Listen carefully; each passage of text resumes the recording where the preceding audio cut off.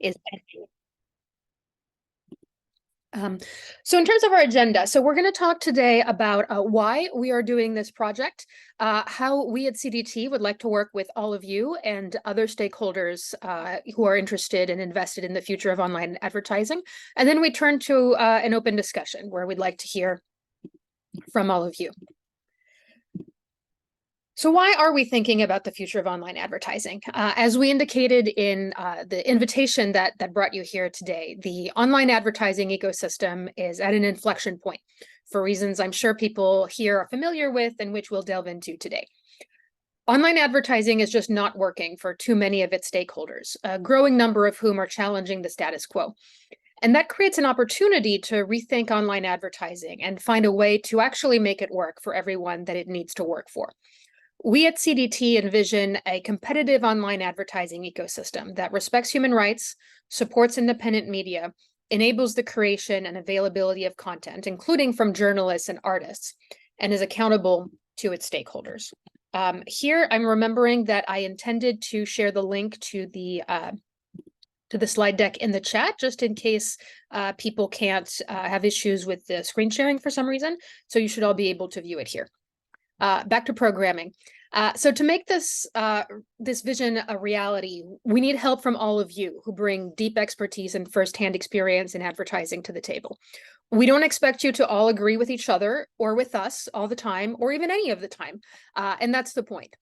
Something we pride ourselves on at CDT is our ability to bring together thoughtful experts with different positions and interests, and then take the time to do the analysis that's needed to find the win-win before engaging in the policy advocacy that's needed to make that a reality.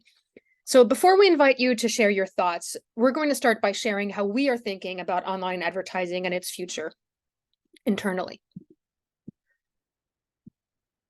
So as I said, our analysis is that online advertising isn't working for most of its stakeholders. And here we're primarily thinking of advertisers, publishers, ordinary internet users, and content creators, which of course is a pretty broad term that brings together lots of people and could probably use some teasing out.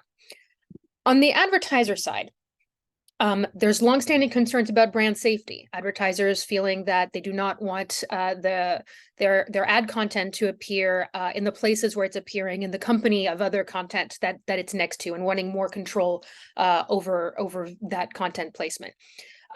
There's also a lot of concern about fraudulent made-for-advertising sites that don't have any genuine readership or produce meaningful content, but simply exist to accumulate ad revenue for its owners. Many of those sites then serve to funnel ad dollars towards funding hate and extremist groups, which is a problem from a human rights perspective, but also is not what ad dollars are meant to fund or what advertisers want to be supporting. There's also concerns among many advertisers about the monopolistic power, and I'm not using this in a legal sense, I'm using this in kind of a layperson sense of powerful platforms and the control that they exert over the advertising market. There's also longstanding concerns from publishers, and that notably includes the news media, whose health is absolutely central to democracy, which is under threat today. Publishers face loss of revenue, because there are so many ad tech middlemen involved in the transactions between advertisers and publishers, that not as much money is making its way from the advertising world to the publishing world, and that again creates real sustainability problems for publishers. And here again, kind of in the flip side of the concern that advertisers have is that publishers feel they lack control over the ad content that appears on their site and end up, in many cases, displaying ads that are not things that they want to be associated with. And here I'll turn it over to Nick. Yeah, thanks, Natalie.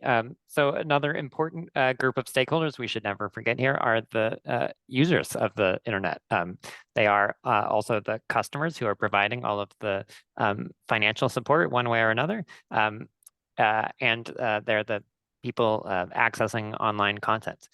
So we've talked about these concerns quite a bit, and this is not an exhaustive list, but there are privacy concerns in particular about the surveillance that is ubiquitous taking place in order to do various types of targeting, which we have identified as lacking transparency and control, among other things. We also see harmful advertising in some cases, where ads can be distressing or upsetting to people, and targeting can make that more persistent. We also hear an increasing voice of concern about the effects of the current online advertising ecosystem on children, on targeting advertising specifically to children, and any effects of the ecosystem on the youth mental health crisis. On the next slide, in addition to those sort of large publishers and news sites that we're talking about, we also see like another group of stakeholders in the content creators.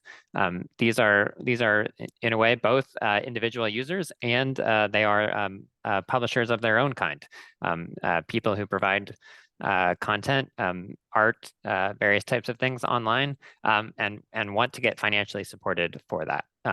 I think many of them have concerns about whether the sharing of revenue is equitable or sufficient for them to provide that content. And then much of the efforts on demonetization in certain scenarios or brand safety, those can actually have negative and sometimes discriminatory impacts on people who are providing content about sensitive or important topics. So those are the variety of stakeholders. We see in response to those concerns that the policy environment is evolving from what we think is an unsustainable status quo. And I'm really excited to have so many policy colleagues working with me on this topic. I can tell you about the technical detail, but they really have the policy expertise. We're seeing changes on the EU regulatory front, potential cases and regulation around competition, policy changes in the US, whether state or federal, and changes in the actual industry norms. So first, I'll pass it off to Asha to tell us about the EU side. Thanks so much, Nick, and I'll do my best to cover all of the developments related to online advertising in the European Union. If I'm brief, I'm more than happy to answer questions about that afterwards. But this is just a brief list of many of the regulations that are either in force or are coming into force in the next rest of this commission. But this is not an extensive and exhaustive overlist of all the regulations that apply to the online advertising ecosystem. I would immediately point out that Commissioner for the Internal Market, Thierry Breton, which many of you may be familiar with, has announced his intention to propose a whole new EU regulation dedicated specifically to online advertising in 2024. But we currently have no view on its proposed content at this stage, but that is one to look out for. So just starting very quickly from the top line there is GDPR. I'm sure you are all familiar with GDPR, but to be clear, it includes obligations on the processing of personal data. So the two concrete obligations in the GDPR are on the providing notice or obtaining consent from recipients of a service and having a legal basis for the processing of data in the context of online advertising. Now, what's been top of the agenda for the last 2 years or so has been the Digital Services and the Digital Markets Act. Now, the Digital Markets Act prevents entities that have been classified as gatekeepers by the European Commission from processing end users' personal data. And this is including whether this data is collected from a third-party service in the provision of online advertising without prior consent.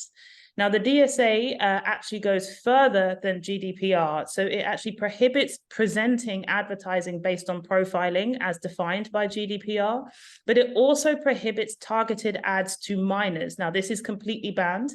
The DSA and the DMA came into force in November last year. It already applies to very large online platforms and very large online search engines, but it will be in full force as of February 2024. So for the VLOPs, so the very large online platforms and services, they are actually also required to provide even more transparency on their online interfaces about information about online advertising. They are also required to submit all of their advertisements to a publicly accessible repositories, and they are required to engage in the development and the implementation of a voluntary code of conduct on online advertising. One very quick thing I will say on this last part on the advertising repository, some of you may know that Amazon has put forward a complaint against their designation as a very large online platform under the Digital Services Act. And the European Court has decided on the temporary suspension of the provisions on the advertising repository, so the kind of public facing side of that obligation, until that case is resolved. Now, you're catching us on a very exciting day because the political advertising regulation is being finalized in 1 hour and 30 minutes. The lawmakers are going into the room. So if you see me looking over, it's because we're getting live updates on this particular development. Now, this regulation is being presented as lex specialis, so a specific regulation that complements a generalis regulation, specifically on political advertising in the EU. It will define political advertising. It will provide additional prohibitions on the use of sensitive data in all political advertising, whether that's online or offline. And it will establish new standards for labeling, transparency, and additional ad repositories for political advertising. And last but not least, I'll touch upon the recent court decision in Norway, which, to reiterate, is an EFTA country, so a free trade agreement country and not an EU member state. But it did install a 3-month ban on Meta after the Court of Justice of the European Union ruled that Meta was unlawfully collecting people's data to target them with ads without their explicit consent, and using the legal basis of legitimate interest. Now, this ban is due to expire, but it could be renewed, and much is hinging on what happens next with the decisions of the Court of the European Union. So this is just a very quick overview of what's happening. There's absolutely more to come, but I hope that gives you a little bit of an eye of what's happening here in Brussels. Thank you so much, Asha. Over to you, George. Thanks, Natalie. I'm going to talk about competition.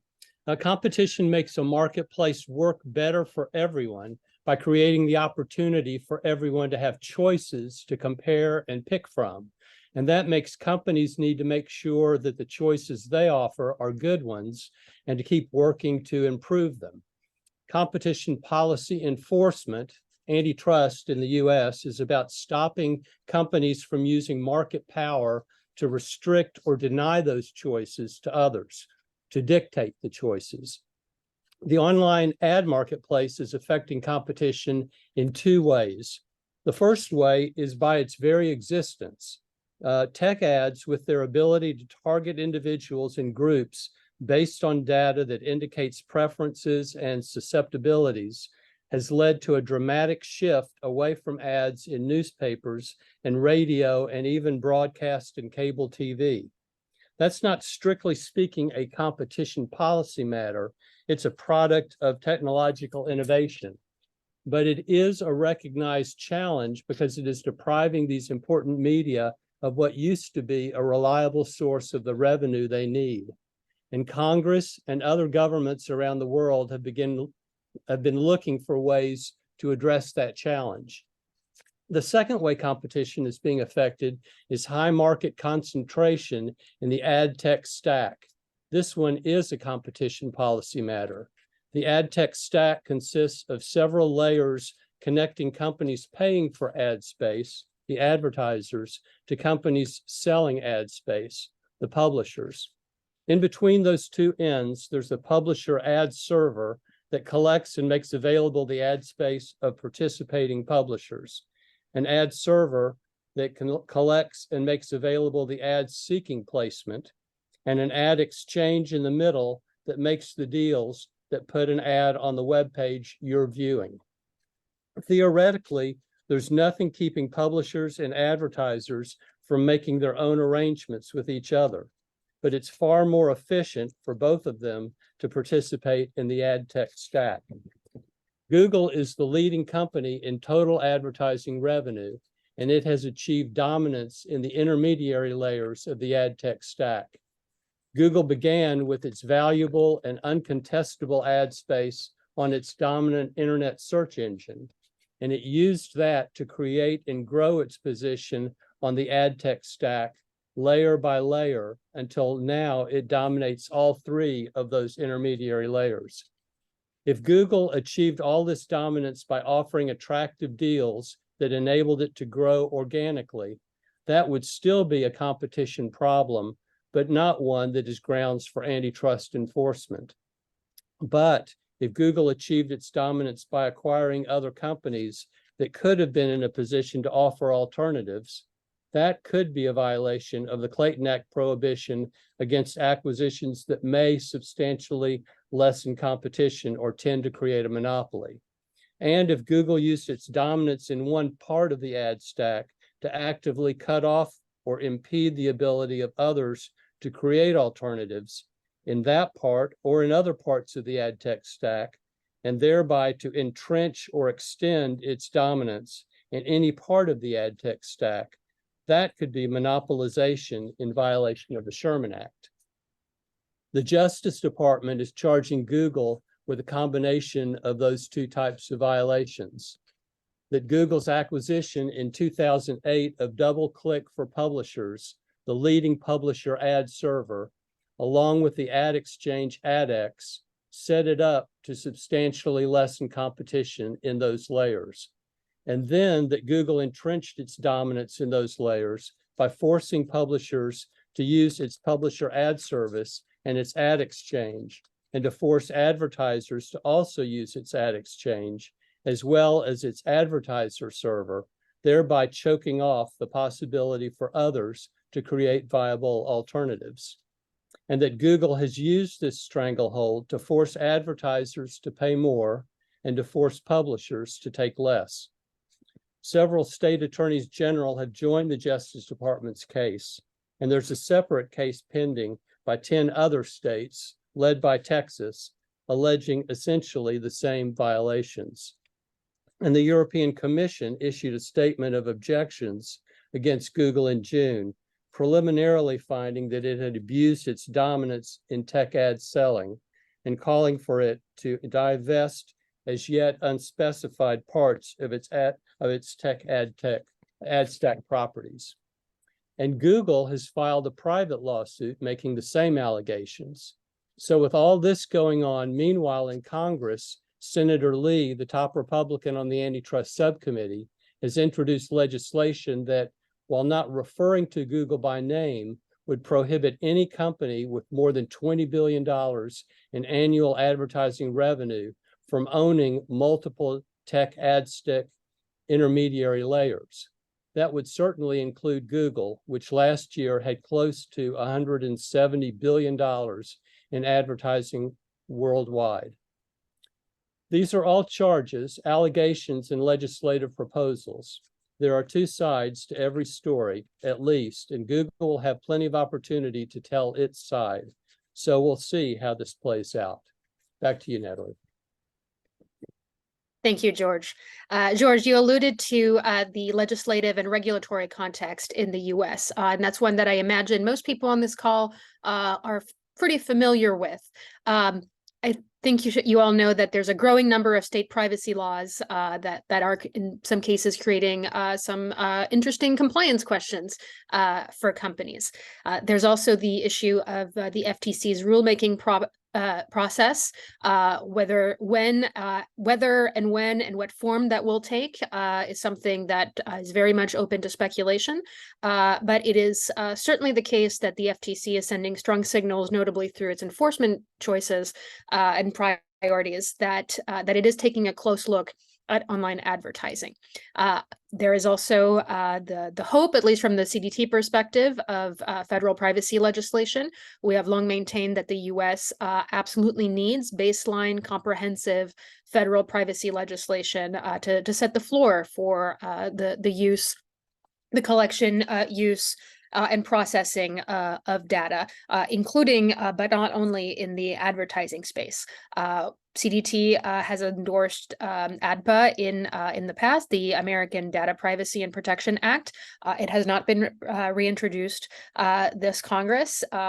We are hoping that it will, and we will be continuing to push for federal privacy legislation that is rights-based, as long as it takes. Underlying all of this is a very strong, pervasive sense that policymakers want to regulate big tech, and regulating big tech, I think necessarily means at some level regulating advertising, whether directly or indirectly. However, as I'm sure all of you know, there's little agreement among policymakers about what it means to regulate big tech, or even to what ends big tech should be regulated. And so that, to my mind, is a big challenge in this equation, is figuring out what policymakers mean when they say they want to regulate big tech, or more proactively helping them figure out how to mean something productive by that. Over to Nick. Right. So on all those policy changes, another place where we're seeing changes in the status quo are direct changes to industrial practices and norms. And some of that is driven by potential policy changes. Some of that is driven by user interests. For example, we're seeing users having the ability and interest in blocking ads directly. That might be driven by privacy or just sort of performance interests. On the web side, we're seeing increased activity from multiple browser vendors on the abilities to block tracking mechanisms. Most notably, we hear about third-party cookie deprecation. That's work that's been announced by Google, among others. But we see also like rather intensive work on trying to block other mechanisms. Browser fingerprinting is a little bit more challenging one, but is seeing a sustained interest from multiple vendors. And finally, at the sort of platform level, sort of smartphone operating systems and web browsers are working on policies or technical mechanisms to limit tracking. And so we've seen tracking transparency. We've seen sort of dialogues to ask people. Google has been working on their privacy sandbox, which is a rather broad collection of proposals. Those are going to make changes to the advertising ecosystem separate from any policy regulations. And that's an area where we have been able to engage over the past couple of years. If we go to the next slide, there is multi-stakeholder work in technical standard setting, among other places, on potentially more privacy-preserving forms of advertising. That work has covered a few of these topics. Well, one of them that might be relevant, and I'm already seeing that discussion in the chat, is sort of around metrics, around measurement. That the ability to actually identify how are ads being shown, how effective are they, which ads are leading to actions, conversions, purchases, that type of thing. Those are things that are important to an efficient online advertising ecosystem, and that technologists believe can be done in more private ways that don't require collecting individual data about who saw what ad or went to what website. Related, there's work on aggregate analytics. Can we do sort of measurements of large groups, how many people are taking an action or visiting a website without revealing those individual data? Even on targeting, that's the area where I think we've most often seen privacy concerns around targeting based on sort of behavioral profiling on your individual activity. That's another thing that could potentially be done based on interests or groups rather than individual actions. And finally, fraud and abuse prevention is another very substantial area for online advertising that has depended on various mechanisms for individualized tracking.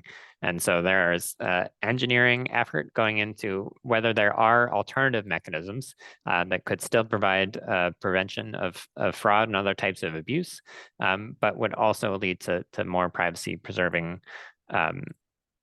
more privacy preserved for those individual end users. This is work that's ongoing at W3C and IETF, among other places. We tried to help translate some of that technical jargon for you all, and in the slides there are links on some of those details. Thanks, Nick. So what are we planning to do with all of this insight? First, we are intending to have quarterly working group calls, bringing together all of you and hopefully others on different topics about the future of online advertising. This has very much been an overview of at least some of the issues that we plan to tackle. I'm sure there are others that that you will bring to our attention that we're not thinking of yet. We also envision producing joint working papers with partners, so delving deep into one specific issue and in collaboration with a partner organization, and putting as many good brains together to really analyze in a problem and identify potential intervention points. As Nick said, we are continuing our engagement not only with internet standards bodies, but also with policymakers in the US and in Europe, and we're open to suggestions. This is definitely there's a very, very big universe of issues and potential points of intervention, and we're not ruling anything out at this point. With this, that ends the presentation portion of the call, so we will stop the recording.